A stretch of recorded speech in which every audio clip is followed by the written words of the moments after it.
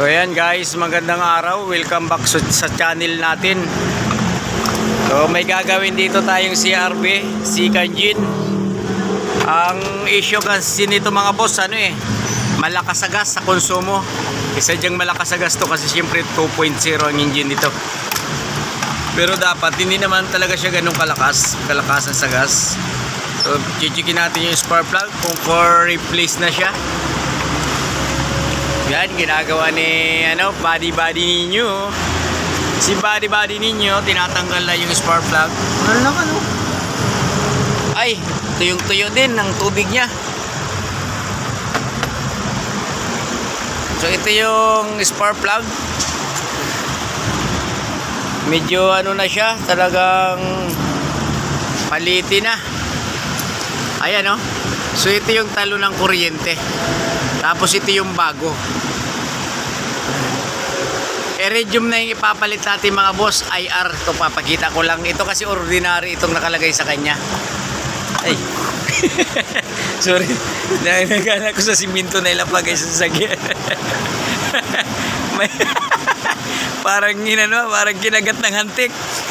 So, so ito ilalagay natin mga bossing IR. So anong ibig sabihin ng I at saka R? Iridium. Yan.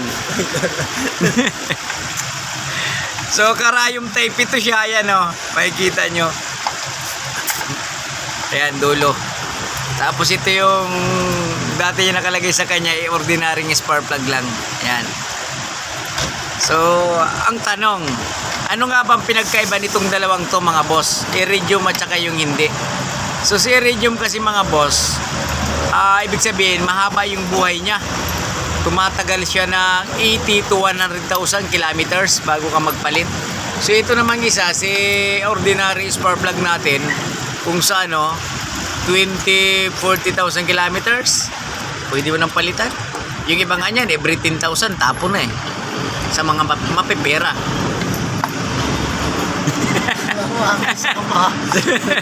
So ito, hidalum ang spark plug.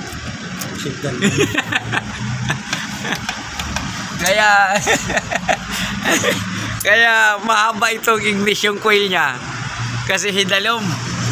Ayan Ang lalim. Hidalum ba pala lalim? Ay pandiretso ay malalim So ito yung IR. So yun ang pinagkaiba nila mga boss.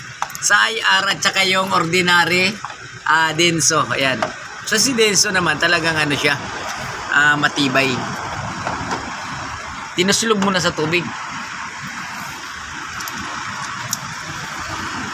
Ito, ibabao na yung spark plug. Honda CRB iBTIC. Ayan.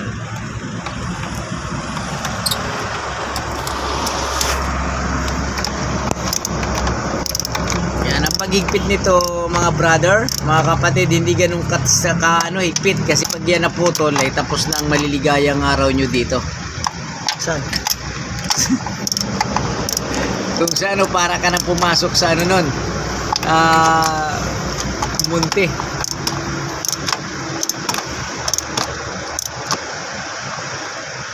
Di ba laki ng makina ni CRB, panalo.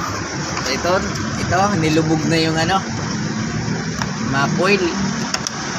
Yan. Ang pag-check naman pala nito mga boss na ignition coil, manong diagnose. Pag halimbawa ito ang sira kasi manginig ang makina tapos low power, sobrang nginig. Ang pag-diagnose naman ito, paandarin nyo tapos angat bawat isa taas, gaganyonin nyo. Yan.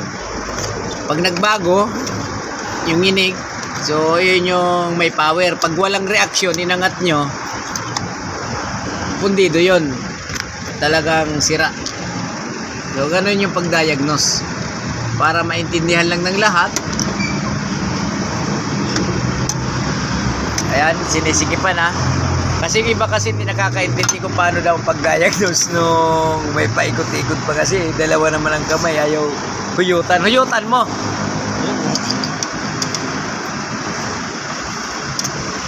Huyutan mo na maayo.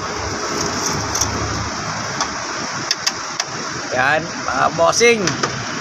Napaka-basic pagpalit ng spark plug. Uy. Ayan ang sinasabi ko sa'yo. Yung yan kasi, yung bakante kanina, sabi mo, yun yung sa takip. Kasama na kasi yan eh. Ito kasi mga boss, English yung coil. May tadulan pa sa sa hood. So ayan, shoutout nga pala sa ating mga magigiting na mga customer.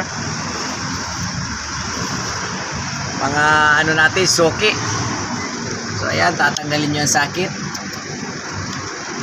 Ayan, binabalik na yan, di tinatanggal. Kanina kasi, siyempre, alisin yan bawat isang Pero dapat, ingat-ingat lang tayo guys sa pagtanggal ng mga sakit-sakit na yan kasi malulutong ang wire. Baka mautod ay.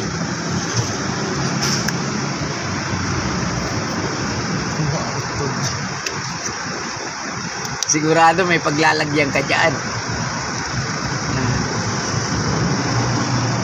So sana tumama na si Buddy sa kanyang gagawin.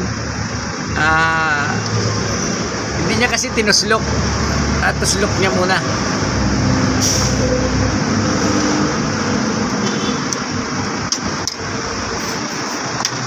So, ayun, kinakasa niya.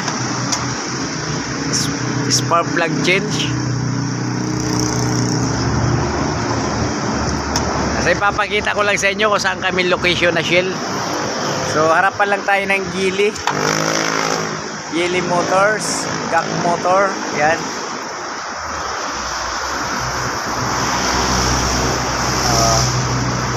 Dito lang tayo mga boss ha.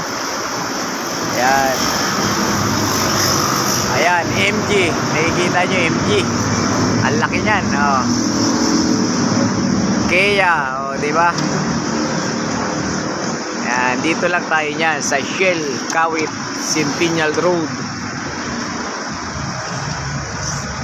Si paring rapper, lumipat din pala siya ng Shell, Gusto niya rin kasi makilala eh. Nyo? Oo. So mga bossing, taga-video lang pala tayo dito ang ating posisyon. So iba talaga nagagawa. So ito talaga siya. Si body ninyo. Siya kasi yung mga dito eh. Kung sa professional mechanics.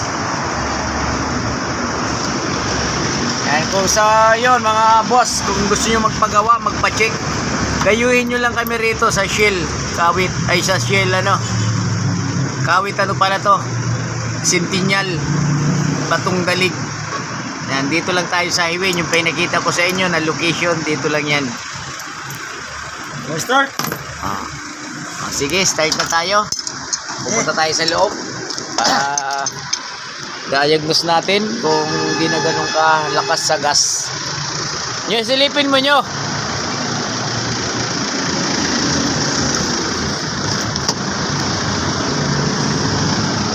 Okay, CRB, second engine. Paanda rin na natin.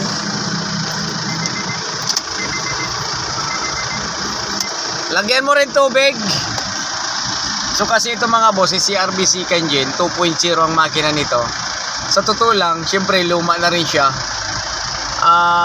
Talagang may kalakasan siya sa gas. Pero hindi naman talaga masyadong dapat malakas sa gas. Kasi syempre, kung gamit nating araw-araw itong sasakyan na to, pag lumakas siya sa gas lalo, maninibago ka. Kasi hindi ka naman ganong katulin patakbo kaskasero eh. So, ika nga, takbong pugi ka lang. So, dapat hindi ganong kalakas sa gas.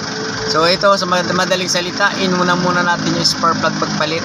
Subukan muna natin kung maititipid siya doon sa spark plug na yun. Pagka walang ititipid mga boss, ganun pa rin ang gagawin natin ditong pangalawang hakbang, lilinisin natin yung throttle body niya. Baka sobrang dumi, marami ng carbon sa loob, kaya dapat linisin yon. Pagka ganun pa rin siya kalakas, throttle body cleaning ang gagawin natin dito. Kasi syempre baka mamaya taas baba minor, yun niya, hindi nakakaano ng maayos. Maganda naman yung acceleration niya.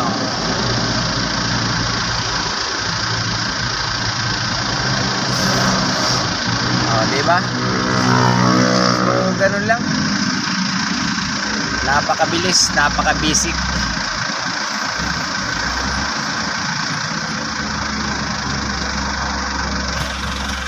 Oh, maganda na nga yung mga bossing yung acceleration niya, oh. So kanina kasi parang magaspang yung luma pa yung spark plug niya. So ang pinalit dito natin niya, yung pinakita natin sa inyo kanina, iridium. So pang sabihin mo na lang yung 70,000 hanggang 100,000 kilometers ang kaya ni iridium.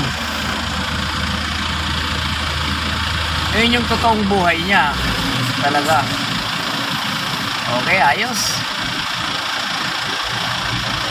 So, obserbahan muna natin to kung ganong kalakas ang ikukonsumo niya na gasolina. So, di ba? So, ayun mga boss. Ayun, napakita namin sa inyo. Lumalakas daw kasi sa gasolina yung CRV na to. Sinubukan na natin sa spark plug. Pagka hindi talaga kaya, maglilinis na tayo ng throttle body. Ayun, paki-follow, subscribe, comment, share ng ating page, Jess Mechanic Vlog. Next vlog na lang uli. Sana may maano pa tayo na maganda-ganda na content. Thank you.